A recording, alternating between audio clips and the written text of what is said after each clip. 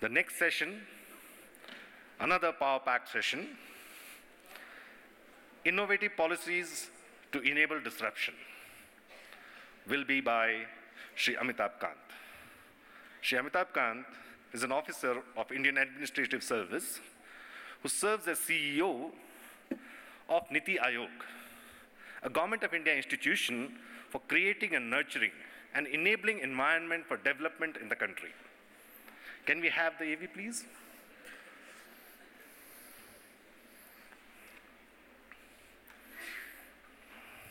Amitabh Kant. A story of transformational leadership, Amitabh Kant's work has ranged a multitude of high-impact areas such as branding, infrastructure development, industrial policy formulation, and creating catalysts for growth. A member of the 1980 IAS cadre, he has led institutions such as DMIC, DIPP, and ITDC, and is presently CEO of Niti Aayog. Starting from the God's Own Country campaign that transformed Kerala's tourism fortunes, to the memorable Incredible India campaign, to now Startup India and Make in India, his work is a stellar example of starting and scaling growth engines besides disrupting traditional notions of India and its development story. In recent years, as MD of the Delhi-Mumbai Industrial Corridor and later Secretary at DIPP, the Department of Industrial Promotion and Policy, he has been focused on infrastructure, foreign direct investment, and improving the ease of doing business in India. Mr. Kant's address will be followed by a question and answer session with Mr. Shekhar Gupta. So please remember to post your questions on Pigeonhole. May I now invite Mr. Amitabh Kant to come on the stage.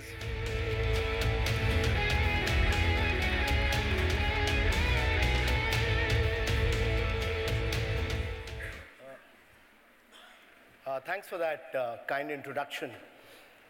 A couple of days back, Kiran Mazumdar called me and said, we want you to come for this meeting of IIM Bangalore alumni.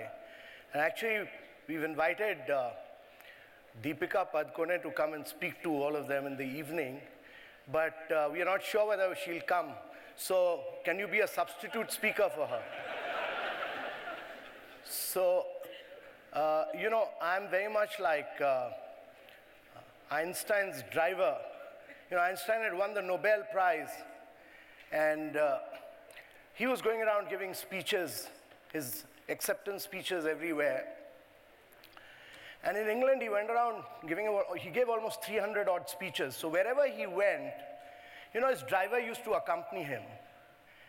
And the driver had heard him ad nauseum, 300 times, and really mastered the speech. And then, Einstein was invited by the University of Columbia in USA, and nobody had heard him in USA. So this driver said that, actually, I've heard you so many times, I can give a better speech than you can ever give. So they went to Columbia in USA, and this Einstein said, okay, you speak, and I'll sit in the audience.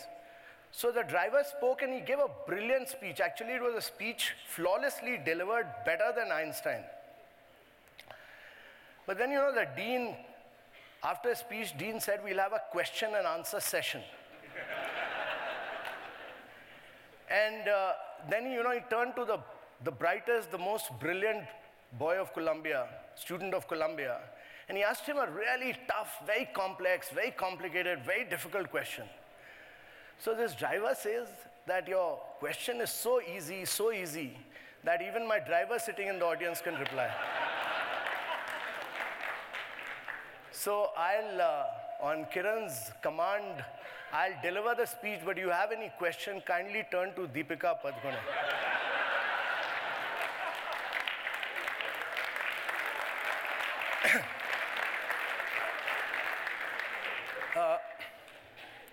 I was also wondering as to why I've been asked to speak on disruption, because, I've in Delhi, in Government of India, I've worked in both the North Block and the South Block, and both together we managed to block and disrupt everything, in Government of India.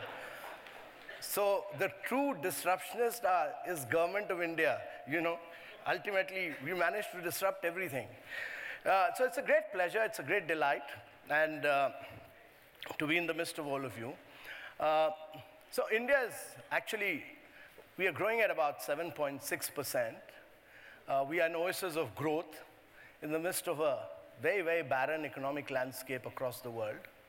But I think the challenge really for India is to grow at much, much higher pace, grow at about rates of 9 to 10%, to be able to lift a very young population above the poverty line. You know, we are passing through a window of demographic transition, which rarely happens in history. 72% of our population is below the age of 35.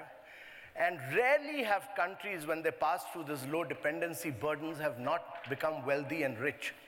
So it's a huge opportunity. It's a huge opportunity for us to create wealth in society and take it forward. But what do we need to do to make things, to make India grow at those rapid rates of 9 to 10%?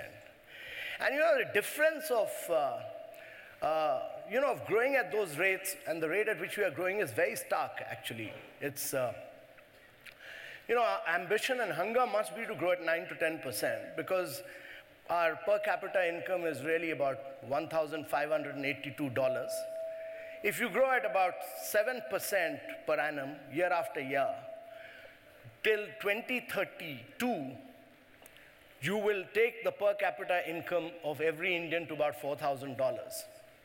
But if you grow at 10%, your per capita income will actually go up to $6,800, and actually you would have removed poverty from India. There would be nobody who would be poverty stricken. So the ambition and hunger has to be to grow at those rates. Now, what kind of disruptions do you need in India to be able to grow at those rates?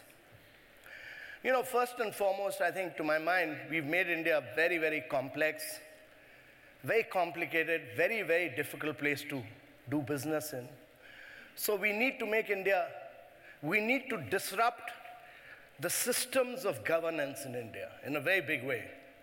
We need to make India very easy, very simple, and a lot of rules, regulation, procedures have been made over the years. Year after year, we've just kept adding rules, regulation, procedures. So I think we need to just scrap them in bulk. And I think that's one thing which this government has tried to do. So in the last 2 years, it's scrapped actually 1,100 antiquated laws. It's not much talked about, but that's a big achievement. For the first time, any government has scrapped 1,100 laws. Second is, we've tried, at the Government of India level, we've tried to do several things. You can register a company in 1 day now. You can do a MSME registration in about half an hour's time. All on the net. The forms for export imports have been brought down from 11 and 13 to just 3. So a lot of work in terms of making easy and simple have been done. But, a lot of action is in states. And, India is bigger than 24 countries of Europe. So if states grow rapidly, if states imbibe this feel of easy and simplicity, then India will grow. So last year we said, how do we do this? So we started this competition around 98 points. We said, let us rank the states. Let's name and shame the states. So we said that we'll rank you. And last year we ranked the states. Gujarat was number 1 last year. This year, we did it on 344 points. And Gujarat got dethroned. Andhra, Telangana came up. But the good thing was that mineral-rich states of Jharkhand and Chhattisgarh have done very, very well. So there's huge competition among states. And states driven by chief ministers, driven by chief secretaries. And let me tell you, Karnataka has done very badly. So Karnataka has not done well at all. Tamil Nadu has not done well at all. So these states also need to improve. And basically, you need to create about 12 champion states in India, which will grow at rates of 12 to 13% per annum to enable India to grow at 9 to 10% per annum. And therefore, this hunger of growth must come in states. And if you are able to create 12 champion states in India, India will boom. And that's what you need to do, because that's how Gujarat grew for long periods for a long time, and you need to do this. So first and foremost, make in India easy and simple. Second is, we must understand that we are living in a globalized world. And in a globalized world, innovation is done somewhere, design is done somewhere, manufacturing is done somewhere else, it's all assembled somewhere else. And India must become a very integral part of this global supply chain. And therefore, in the last 2 years, we've opened up India's economy in a very big way. We've opened up for foreign direct investment in defense, in railways, in construction, insurance, pension funds, e-commerce, everything we've opened up. India today is one of the most open economies of the world. And other than multi-brand retail, we've opened up anything else. Everything else. And anything else you feel that we should open up, please do tell me. We've opened up everything else, and our FDI, foreign direct investment, has grown by about close to 60% in the last 2 years, at a point of time when FDI across the world has fallen by 16%. So FDI, foreign direct investment, has boomed. India is the #1 recipient of foreign direct investment, beating China. And the story is that we should keep opening up more and more so that more and more investment comes in. And that will put pressure on domestic companies to bring in good technology, innovate more, and keep pace with the rest of the world. So that is critical. I think the third key thing is that we are seeing a huge energy and vibrancy and dynamism amongst our young startups. I mean, tremendous energy and vibrancy. A lot of work is happening, very fascinating work is happening. This kind of energy is rarely seen, and there's a study by Kaufman, which actually in the context of America has said that actually large companies destroy jobs, young companies create jobs. And therefore, it was quite a pleasure for me to learn from the director of IIT Mumbai that last year, 37% of the students who passed out of IIT Mumbai actually did their own startup or joined a startup. So huge energy. So, there's this, and this is cutting across all sectors. It's not that Flipkart and Snapdeal are taking on Amazons of the world. That's one part of the world story. Or Ola is taking on Uber and doing a very good job at it. And Travis, the other day, Travis Kalanick, the founder of Uber, actually acknowledged the fact that Ola is doing a great job. And, so there's great enterprise, but I find a lot of energy in several areas. There's a young girl who's actually started with Culture Alley and then did this startup called Hello English, an app. Started off teaching Mandarin in English, but has ended up teaching 9 million Indians how to speak English in last 1 year. 9 million Indians. I don't think the government system does that, but a young startup did it. And, when the floods happened in Tamil Nadu, the government of Tamil Nadu in Chennai could not identify people who were stranded or to whom food could not be reached. And the management of the government was pretty bad, but a young social entrepreneur called Social Cops actually helped them both reach out food through the apps and identify people who were stranded. So great work. But you see a huge energy in terms of new enterprises in the health sector, in education sector. I mean, the kind of work which has been done by Consio Medical, the kind of work which has been done by Practo or Portia or Mitra Biotech, which relocated from Stanford into India and has found unique personalized care for cancer. And Mitra Biotech is an amazing story. All these are unique stories. Or the kind of women entrepreneur in both Shanti Mohan, who started Let's Venture, or Meera Ganesh, who did Portia. They are amazing stories of young energy and vibrancy amongst our women entrepreneurs who are doing startups. I mean, putting together startups who can go out and find international funders, as Shanti Mohan has done, or as Meera Ganesh has done, is a great story. And similar kind of disruption is happening in the field of agriculture. India needs a second green revolution. It will never happen now with the government machinery getting so antiquated and our extension machinery failing so badly. But these two Seth brothers in Pune started AgroStar, and today they are providing seed, fertilizer, tractors to almost 400,000 farmers in that entire region. So a huge amount of disruption which is taking place through the startup movement. And that's an amazing story, and Bangalore really is the heart of it all.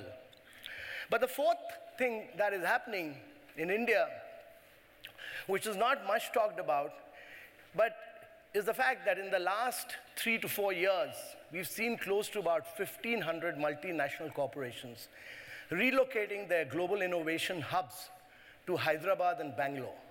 And innovation, which was intrinsically linked with the head offices of multinational corporations, has moved out of the head offices and relocated to Bangalore and Hyderabad. And today, from India, we are doing a lot of innovation for the rest of the world.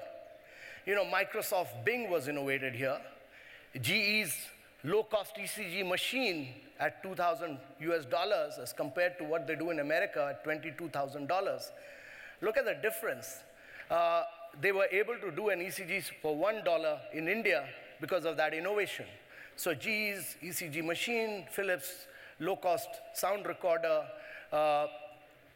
John Deere's low-cost tractor, many innovations have taken place from India, and this is all for the world. But what India has really demonstrated is its great ability to combine technology, innovation, and skills at low cost, and done some unique frugal engineering. It's spread across from what we've done in Mangalyaan, what we've done in Jaipur Fort, what we've done in our heart surgeries. All of them are great examples of low cost, very good frugal engineering in many ways. And I think when companies like, you look at a company like Renault Kwid, which in its history of 118 years has never ever innovated, designed a car outside Europe. 2.5 years back, Renault never moved out of Europe, came to Chennai, innovated, designed, manufactured a car called the Renault Kwid here, which is today exporting back to Paris, back to France. And it's a great story of a great Indian an automobile car manufactured in India, penetrating European markets. Or look at Hyundai, which came in looking at the domestic market. But as today, many of us don't know, but 62% of its production is actually exported to 123 countries across the world. So India has really demonstrated across auto components, across automobile, across pharma, in many ways that it has the potential and the capacity to do great global innovation, do great frugal engineering. So that's the fourth point I want to make. And I think we need to push these limits further and further. But the fifth key thing to my mind is that how India disrupts the process of global urbanization, and what India does in the field of urbanization will be critical for the rest of the world. You know, in the next 4 to 5 decades, India will see a huge number of people moving from rural areas to urban areas. If you go by the McKinsey latest study, 700 million Indians will move from rural areas to urban areas, and as I speak here today, every minute there are 30 Indians moving from rural areas to urban areas. Now, when America urbanized, land, gas, and water were all cheaply available. And we must understand that cities are centers of growth, cities are centers of innovation, they're centers of creativity, and they drive growth. And if India has to grow at those rates, which we talked about, then India needs to drive the process of urbanization. And therefore, when land, gas, and water were easily available in America, America had the luxury of living in New Jersey, traveling to New York, guzzle gas, create limousines. You know, it had the ability to do all that at that point of time. Land, gas, and water are all scarce commodities. When India is embarking on its process of urbanization, the process of urbanization is ended across America, it's ended across Europe, it's nearing its completion in China. In India, it's actually just begun. And we will do more urbanization than what we've done in the last 5,000 years. In the next 50 years, we'll do more urbanization than what we've done in the last 5,000 years. And how we do it in an innovative and sustainable manner, and whether we can create a model for the rest of the world is critical. And most of these lessons come from the eastern part of the world and not the western part of the world, on how we can do compact, dense urbanization, how we can recycle our water, and a great example of that is Singapore, or how we can recycle every bit of the produce that we have. And a great example of that is Kitakyushu in Japan, where the women of Japan rose in revolt in the 70s when Japan became a powerhouse of manufacturing. And the Dokai Bay on which it was based became absolutely yellow from blue. The women rose in revolt, and the Ministry of Trade and Industries worked with the women to create a recycling city. It's a great example, Kitakyushu. Or Yokohama, where almost one woman mayor was able to reduce waste by about 40% through a huge movement amongst households. So these are great examples. Or Curitiba, where a great example of a bus reaching a house. You don't have to walk for more than 4 minutes to get a bus. So everybody has access to public transport. So how do we create cities which are based not on, which are created? You can't create cities like Atlanta where 98.2% of the people use cars. So how do you create cities where you embed them with public transport? How do you recycle water? How do you recycle waste? Those are the challenges. How do you create cities which are based on solar energies? And there, a huge amount of disruption is required for urbanization. And that's, to my mind, critical. The next point is that we are going to see a lot of disruption in the area of mobile internet, and that will be critical for India. Because India is the only country in the world which has 1 billion mobile. It is the only country with a billion biometrics. No other country in the world has it. And we already have a huge disruption through demonetization. You couldn't have hoped for a bigger disruption. Now, many economists say that it can have adverse impacts, or there will be adverse impacts. But there's no empirical data to prove this, because no country in the world has ever taken out 86% of cash from its economy. So how it pans out in the long run, the story is not yet said. And I think we'll have to wait and see whether we are able to bring in greater liquidity into the banking system, whether we are able to create greater amount of revenue resources for the government to be able to provide resources for education, health, and infrastructure, whether we can bring down our inflation rate, our taxation rate, and whether this one process of radical disruption can lead to a new equilibrium in India's economy. That story is yet to be told. And therefore, but one thing is very clear from demonetization, and that is that this country can't afford to have 86% cash. That this country can't afford to have personal consumption expenditure of 96% on cash. And there is excessive amount of cash in India, and the more cash you have, the more black money you'll create. And therefore, it's necessary that if you don't want a parallel economy, and that's important because if you're talking about a $10 trillion economy, the figures I gave you about taking India to a per capita income of $6,800 is not possible. It's not possible till you don't create a $10 trillion economy. And if the ambition and hunger is to create a $10 trillion economy, then you can't have an economy which is $2 trillion, a formal economy, and a $1.5 trillion, a black economy. It's not possible. So you have to formalize your black economy. And that's the only way you can grow much faster, quicker, and make a $10 trillion economy. Now, the only way to do is, to my mind, to push for a less cash economy. It's not possible to do a cashless economy. No one in the world has done it. Sweden does it to a 98%, but India should aim to do a less cash economy. And the back-end infrastructure is very much there today. It's possible today to do unified payment interface, which is a very outstanding system created by our banks, which is open and interoperable. And it's possible to do, so let's look at people who are without a phone. Actually, 35 million people in India actually are without a phone. And so how do we handle 35 million people who are without a phone in rural areas? And a great example, I was in Jharkhand 3 days back, and out of 23,000 ration shops, 21,000 ration shops have been given POS machines.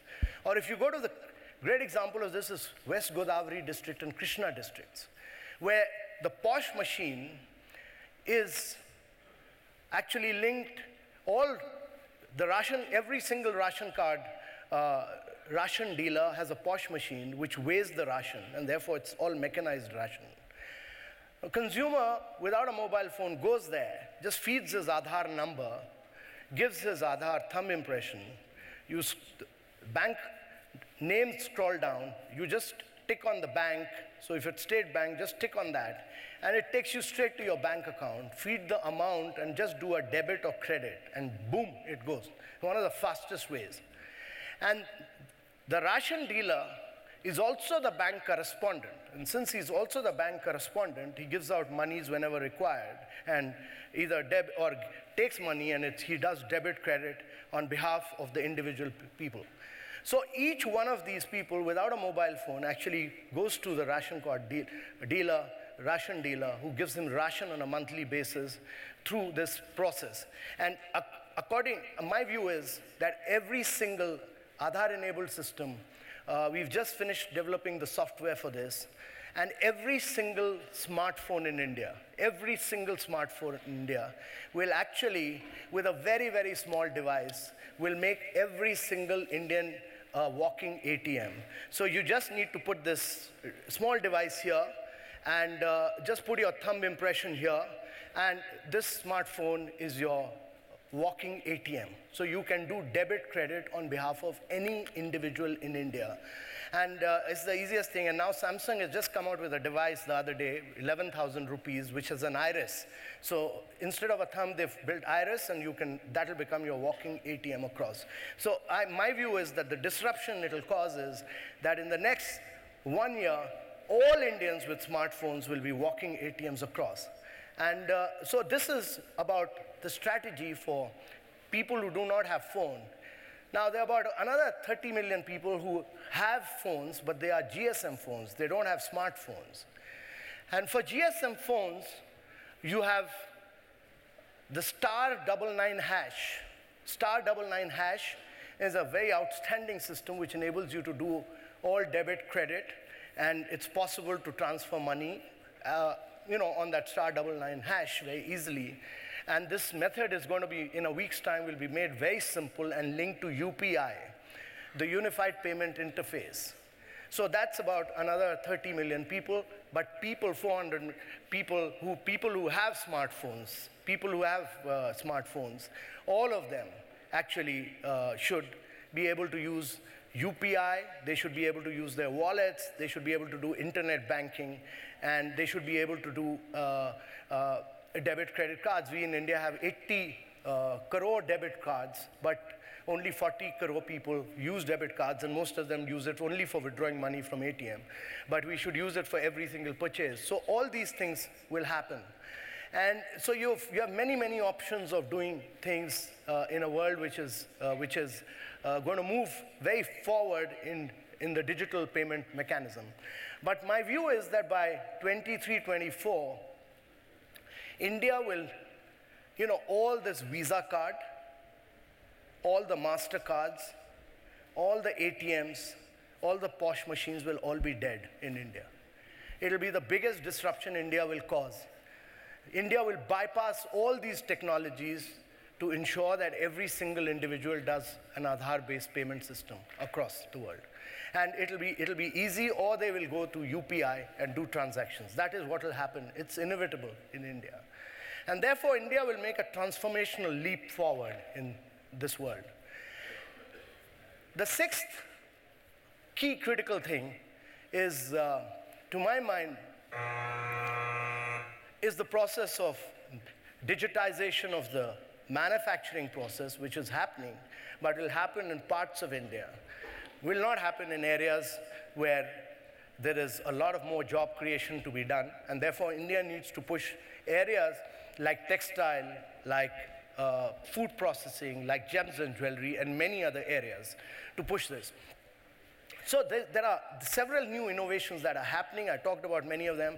But India needs to do several things to make these things happen. One is consistency, predictability, and clarity of our policies. That's critical to my mind. Number two, India needs to bring in, it's not possible for India to achieve this kind of huge transformation till to my mind, it is not able to create a system where people who fail are able to wind up their business quickly. And failure is necessary in this world of disruption. There's nobody who has succeeded in life without failing. And failure, Indian parents must get used to the fact that the children will fail. And I think we need to build up a very strong bankruptcy law which will able to put back people quickly. And that's what happens wherever a system of disruption and startup has succeeded. It's because you've allowed people who have failed to get back and start businesses again. So strong bankruptcy laws are critical. The third, to my mind, is that India needs very strong judicial reforms. And very important that we don't allow cases to drag on and it's become a rich man's judicial system. So we need quicker disposal of justice, and that's one area which has not been talked about, but it's very, very important and very critical.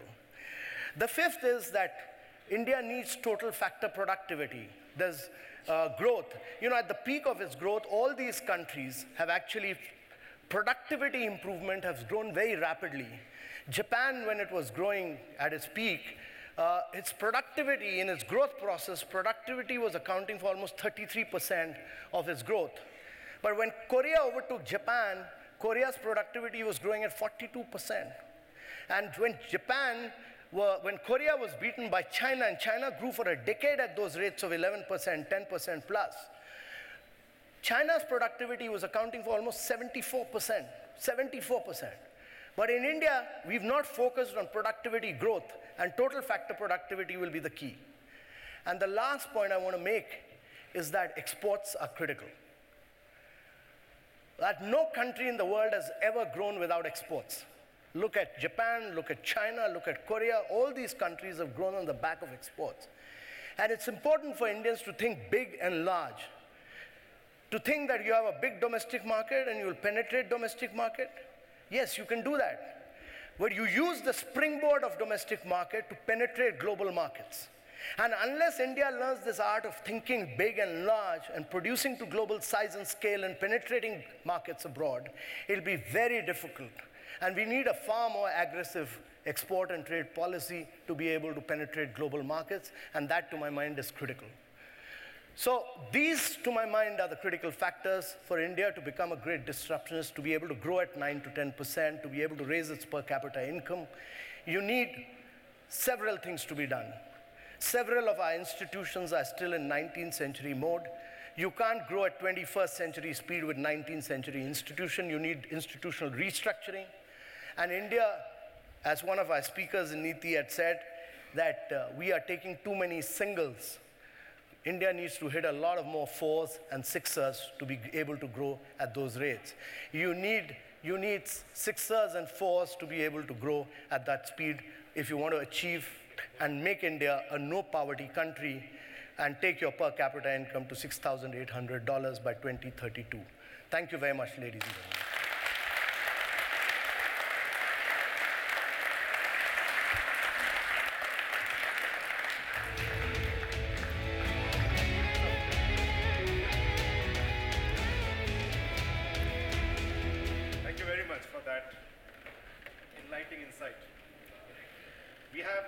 Several audience questions which are here for you, but due to paucity of time, I'll ask you one single question, sir.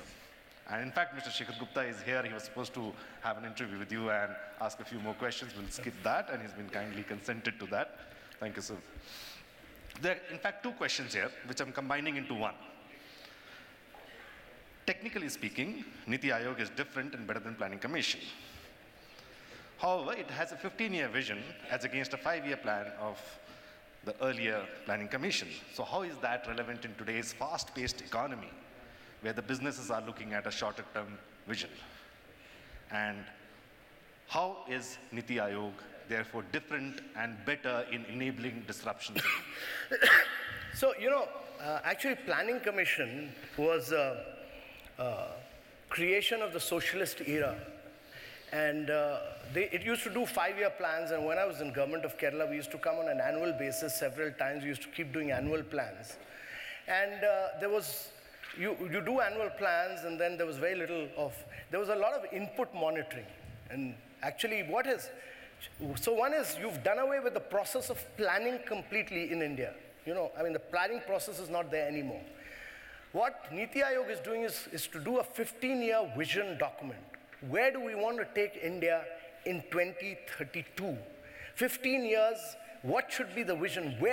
How do we want to transform India across sectors? That's number one. Number two is that we're doing a 7-year strategy plan, And in addition to that, so quite often you do planning without any action, and implementation has been one of our greatest weaknesses. So along with a 7-year strategy plan, we are doing a 3-year action plan, a specific action plan, on what to take forward in India, and that 3-year action plan will be converged and integrated with the Finance Commission, which will come in after 3 years. So it will converge and integrate with the outlays given by the Finance Commission. But what Niti Aayog, the difference between Niti Aayog and Planning Commission is that instead of inputs and outputs, we've moved to outcome-based monitoring. And actually, I do a presentation to the Prime Minister on a regular basis across infrastructure in several sectors, which is totally outcome-oriented. So it's all outcome-based, that this is what you have to achieve, and this is what you have achieved so far. And we've created a dashboard for it, and all ministries work based on that outcomes, across infrastructure, across health, across education. So what kind of disruptive innovations can we expect from Niti Aayog in the coming future? My view is that we've just created a huge competition among states on education, on learning outcomes. We've created a huge competition among states on health outcomes.